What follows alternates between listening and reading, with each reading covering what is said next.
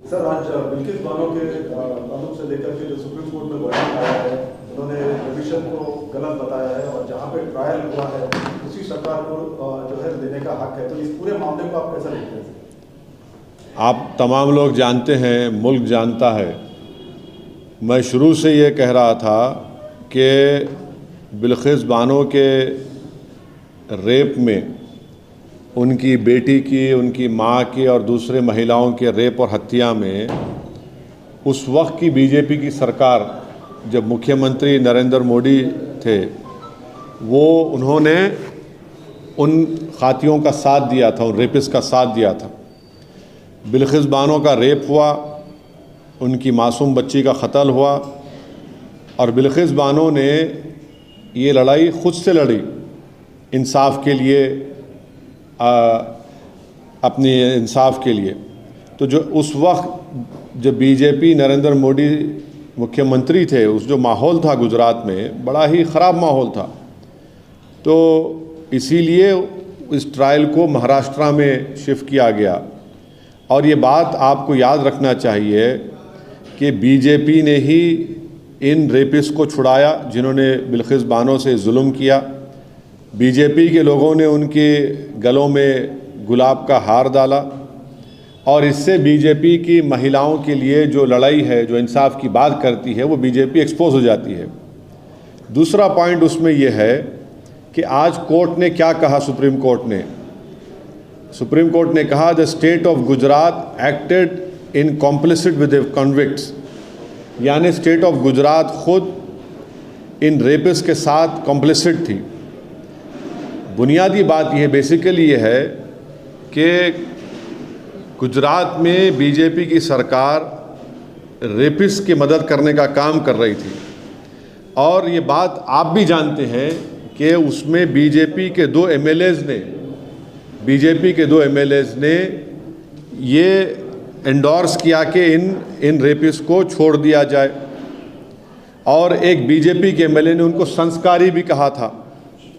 आज supreme court ने ये साफ कर दिया कि गवर्नमेंट ऑफ गुजरात, जो बीजेपी की सरकार है वहाँ पर, उन्होंने बिल्किस बानो के रेपिस्ट को छोड़ने में मदद की, फ्री किया, और जबकि उनके पास ये इख्तियार नहीं था।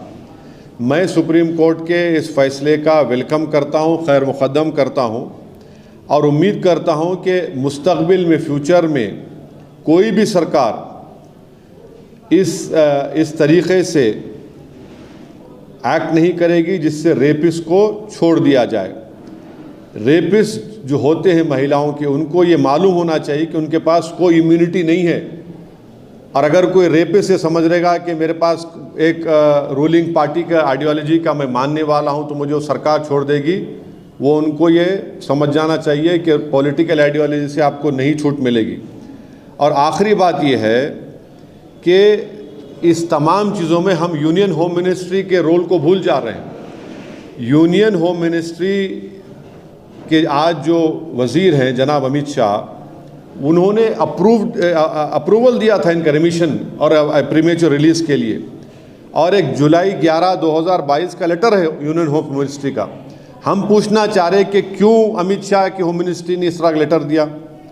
तो इससे बात साफ जाहिर होती है कि नरेंद्र मोदी जो नारी शक्ति की बात करते हैं, ये सिर्फ जुमलेबाजी है और इन्होंने यहाँ पर बिल्किस बानो के रेपिस्ट को छोड़ने का जो काम किया, इससे एक्सपोज होते हैं।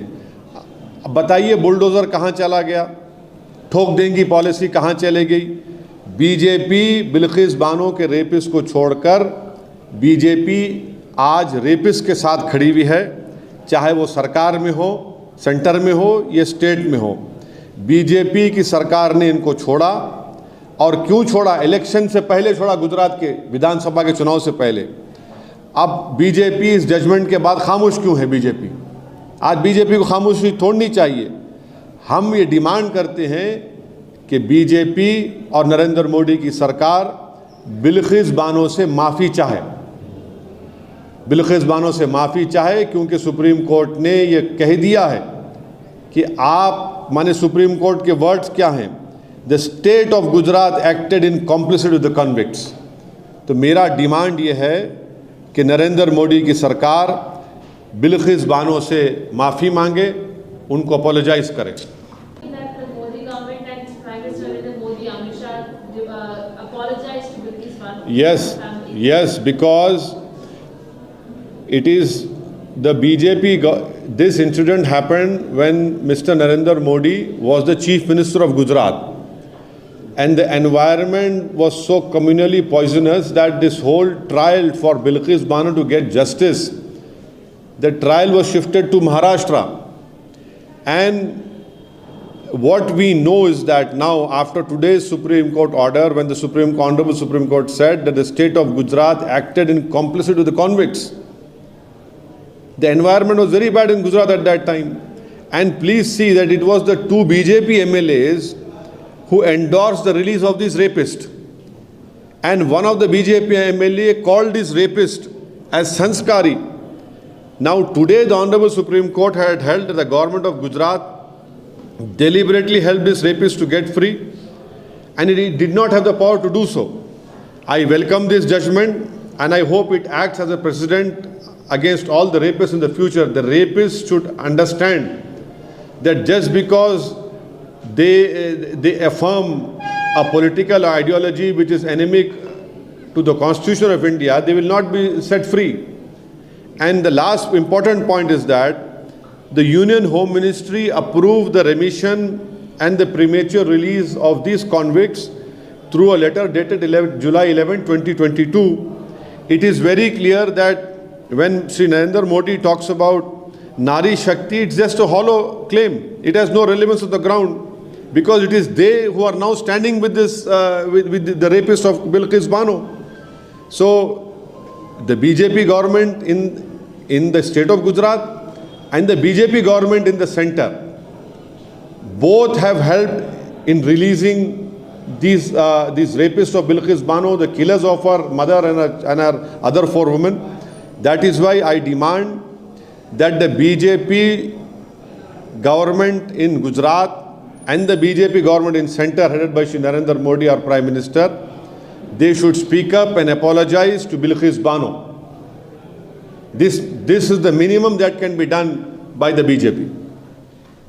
सर अभी क्या इनको जो भी रेपिस्ट है उनको फिर से पकड़ा जाए तुरंत, और बिल्किस को रिहैबिलिटेशन पे क्या क्या कदम उठाना चाहिए? देखिए, अभी तो सुप्रीम कोर्ट ने कह दिया कि उनका रिमिशन गलत है, तो उनको वापस जेल जाना पड़ेगा। अभी ये है, बिल्किस बानो को इंसाफ नहीं मिला था, इसलिए गुजरात से वो महाराष्ट्र गई।